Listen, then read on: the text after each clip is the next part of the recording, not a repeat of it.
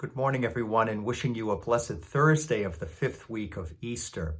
I was talking to my mother last night on the phone, and she was relating to me how she and my father had been watching the evening news and just how difficult it was to hear these, continuing stories about, people, sick and dying from the coronavirus, all the suffering and struggle that's going on, in our country, throughout the world, within our beautiful city of Boston itself. It was hard to listen to. And she said, but what was, really meaningful, Bryan, was that at the end of the broadcast, the anchor woman looked up into the camera and she said, but folks, tomorrow is Thursday and every day is a new day. And my mother found those words, and I'm sure my father did as well, to be, really encouraging, because they're people of great faith, my parents. And we know as a people of faith that every day is a new beginning. Every day is a gift from God, and every day is a new day. On this May 14th, the church celebrates the feast of Saint Matthias, and he was the apostle chosen to replace Judas. Although the Gospels and the Acts of the Apostles don't tell us, we can presume that the other apostles, the 11, also felt, a great sense of betrayal by the actions of Judas.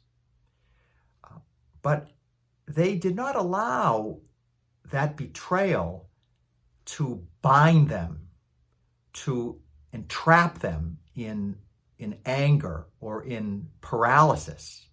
But rather, they moved forward in trust and in confidence. As we hear in chapter 1 of the Acts of the Apostles, inspired by the Holy Spirit, they chose Matthias to complete, once again, the 12 apostles.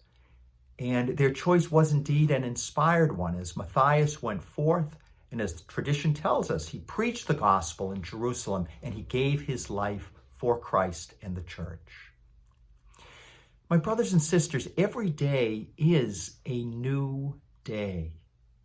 We cannot allow past hurts, past difficulties, or present struggles to bind us, to entrap us, to paralyze us. But rather, we too must recognize that each day is a gift from God, and he calls us to live that day, this day, to the fullest, to appreciate the gift of life, to be thankful for the blessings that the Lord has given to us, and to walk forward with trust, with hope, and with confidence. For Jesus tells us in the Gospels, I am the vine and you are the branches. He's ever by our side. And as St. Paul reminds us so beautifully, my brothers and sisters, nothing is impossible with God. So enjoy the blessings of this day as we give praise and thanks to God.